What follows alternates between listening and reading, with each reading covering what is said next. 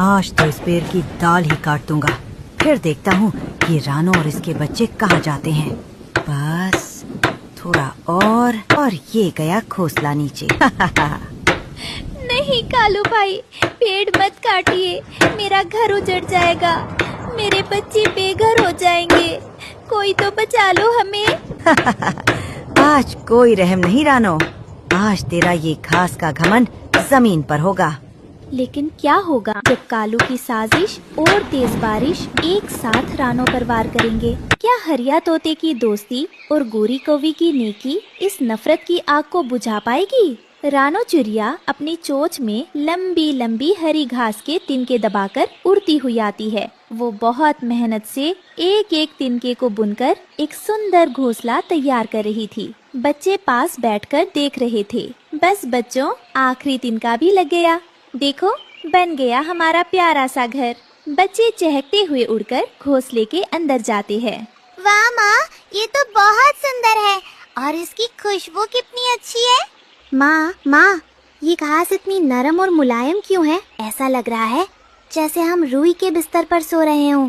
क्योंकि बेटा, इस घर को मैंने अपनी मेहनत और प्यार से बुना है। जैसे माँ अपने बच्चों को गोद में लेती है, वैसे ही ये नरम घास तुम्हें हमेशा प्यार देगी। माँ, अब हमें यहाँ कभी डर नहीं लगेगा ना? बिल्कुल नहीं मेरे लाल, हमारा घर भले ही छोटा है, पर यहाँ हम सब साथ हैं, और जहाँ सब साथ होते हैं वहाँ खुशियों का सबसे बड़ा खजाना होता है। अचानक जंगल का मिजाज बदल गया, ठंडी हवाएं चलने लगी और आसमान में काले बादल छा गए। दूर पीपल के पेड़ पर बैठा दुष्ट कालू कौआ रानो के घोंसले को देख रहा था और उसकी आंखों में नफरत चमक रही थी। गोरी, देखो, आसमान में बादल घिराए हैं। आज जोरदार बारिश होगी और जब बारिश होगी तो उस मूर्ख रानो चिड़िया का घोंसला तबाह हो जाएगा। पर कालू जी, बेचारी रानो के छोटे छोटे बच्चे हैं, उन्हें क्या होगा? तो क्या हुआ, उसने हमारे पेड़ पर घोंसला बनाया है, वो जगह हमारी है, हम उसे यहाँ नहीं रहने देंगे, बस इतना जानो। तभी जंगल के दूसरे छोर से हरिया तोता और हरियाली तोती उड़ते हुए आते हैं। आसमान में काले बादलों को देख वे दोनों रानो चिड़िया के घर की ओर मुड़ जाते हैं। उनके चेहरों पर रानो के लिए चिंता साफ दिख रही है। अरे हरियाली, देखो तो, बादल कितने काले हैं आज। लगता है बहुत तेज बारिश आने वाली है। रानो बहन का घोंसला तो घास का है, कहीं भीग न जाए। रानो बहन, सुनो, आज बहुत भारी बारिश आने वाली है। तुम्हारा घास का घोंसला कहीं टूट न जाए, कोई मजबूत जगह देखो। हरिया भाई, चिंता मत करो, मैंने ये घोंसला बहुत मजबूती से बनाया है। हर तिनका जोड़ जोड़ कर बुना है, मेरे बच्चों को कुछ नहीं होगा। रानो बहन, हम समझते हैं तुम्हारी मेहनत को, पर ये बादल बड़े खतरनाक लग रहे हैं, एक बार सोचो जरूर। ठीक है, तुम्हारी बात मानती हूँ। अगर बारिश बहुत तेज हुई तो मैं बच्चों को संभाल लूंगी, वादा करती हूँ। कालू और गोरी का बेटा जग्गू कौवा एक शैतान और नटखट कौवा है। वह पेड़ पर उछलते कूदते हुए रानो के घोंसले के पास पहुँच जाता है।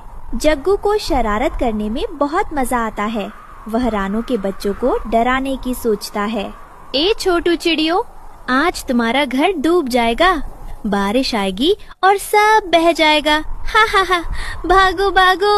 माँ, वो कौवा कह रहा है हमारा घर डूब जाएगा, सच में? नहीं बेटा नहीं, डरो, यह जग्गू झूठ बोल रहा है, इसे शरारत करने की आदत है। झूठ? अरे देखो तो बादलों को, काले काले, डर नहीं लगता? हम तो अपने पक्के पेड़ में रहते हैं, तुम्हारी घास उड़ जाएगी। जग्गू बेटे, दूसरों की परेशानी पर हंसना अच्छी बात नहीं, एक दिन तुम्हें भी किसी की जरूरत पड़ेगी। कालू कौवा गोरी के साथ पेड़ पर बैठा कुछ सोच रहा है। उसकी नजरें रानो के घोंसले पर टिकी है। वह धीरे धीरे एक साजिश बुन रहा है। गोरी बेचैन नजर आती है। गोरी सुनो, मुझे पता है रानो का घोंसला घास का है। अगर बारिश से पहले उस घोंसले की डाल ही काट दे तो घास का घोंसला अपने आप गिर जाएगा। हमें कुछ नहीं करना होगा। कालू जी, ये तो बहुत गलत है। बेचारे छोटे छोटे बच्चे हैं उसके। हम ऐसा नहीं करेंगे। तुम हमेशा उसका पक्ष लेती हो। हम कौओं को ये जंगल में राज करना है, समझी? कमजोरों के लिए दया नहीं चलती। नहीं कालू जी, मैं इस काम में तुम्हारा साथ नहीं दूंगी। यह पाप है। आसमान अब पूरी तरह काला हो चुका है। बिजली कड़कती है और बारिश की बड़ी बड़ी बूंदें गिरने लगती हैं। टप टप टप। माँ, बारिश आ गई। माँ, हम डर रहे हैं। डरो मत मेरे बच्चों, माँ यहाँ है। यह बारिश हमारे जंगल को हरा भरा बनाएगी। यह दुश्मन नहीं, दोस्त है। पर माँ, घोंसला तो भीग रहा है। देखो, पानी आ रहा है। माँ, बारिश आ गई। माँ, हम डर रहे हैं। डरो मत मेरे बच्चों, माँ यहाँ है। यह बारिश हमारे जंगल को हरा भरा बनाएगी। यह दुश्मन नहीं, दोस्त है। पर माँ, घोंसला तो भीग रहा है। देखो, पानी आ रहा है। हाँ बेटा, थोड़ा भीगेगा पर टूटेगा नहीं। माँ ने इसे इतनी मेहनत से बनाया है ना, यह मजबूत है, बिल्कुल तुम्हारी माँ की तरह। बारिश और भी तेज हो गई है, लेकिन दुष्ट कालू के मन में तो कुछ और ही चल रहा है। वह अपनी पत्नी गोरी की बात अनसुनी कर चुपके से एक भारी कुल्हाड़ी लेकर रानो के घोंसले के पास पहुंच जाता है। वह रानो का घर गिराने के लिए उस पेड़ की टहनी को ही काटने की कोशिश करने लगता। आज तो इस पेड़ की डाल ही काट दूंगा, फिर देखता हूँ ये रानो और इसके बच्चे कहाँ जाते हैं। बस थोड़ा और ये गया घोंसला नीचे।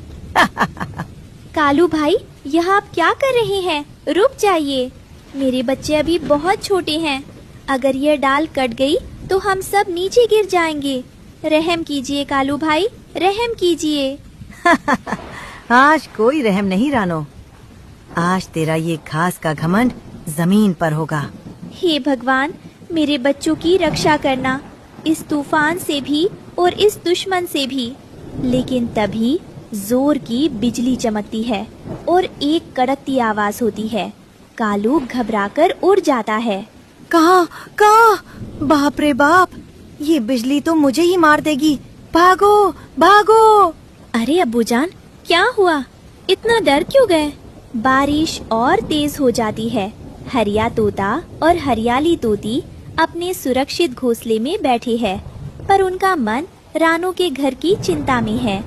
हरियाली बेचैन होकर बाहर झांकती है। हरिया जी, मुझसे नहीं रहा जाता। रानो बहन का घोंसला घास का है। बारिश इतनी तेज है, कुछ करना चाहिए। हाँ हरियाली, तुम सही कह रही हो, पर इस तेज बारिश में उड़ना खतरनाक है। खतरा तो रानो बहन को है, हमें नहीं। चलिए, हम बड़े पत्ते तोड़कर उनके घोंसले के ऊपर छत बना देते हैं। वाह हरियाली, क्या सोच है तुम्हारी। चलो देर मत करो।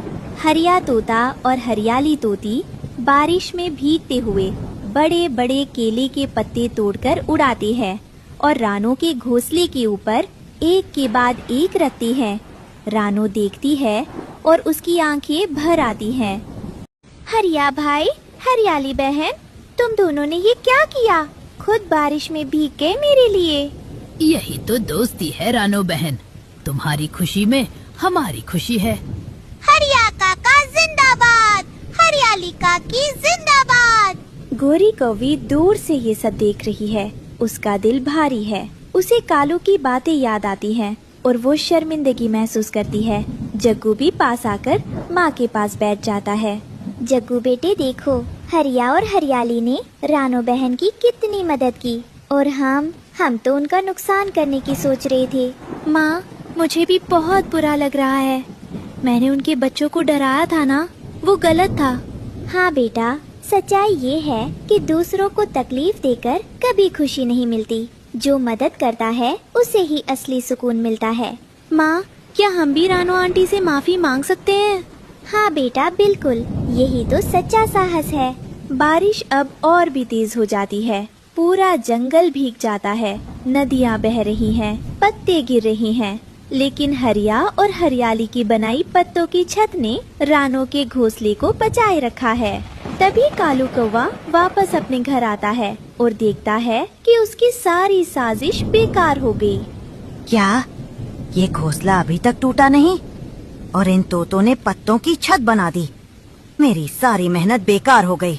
अब्बूजान रुको, माँ ने कहा है कि हमें रानो आंटी से माफी मांगनी चाहिए। क्या माफी?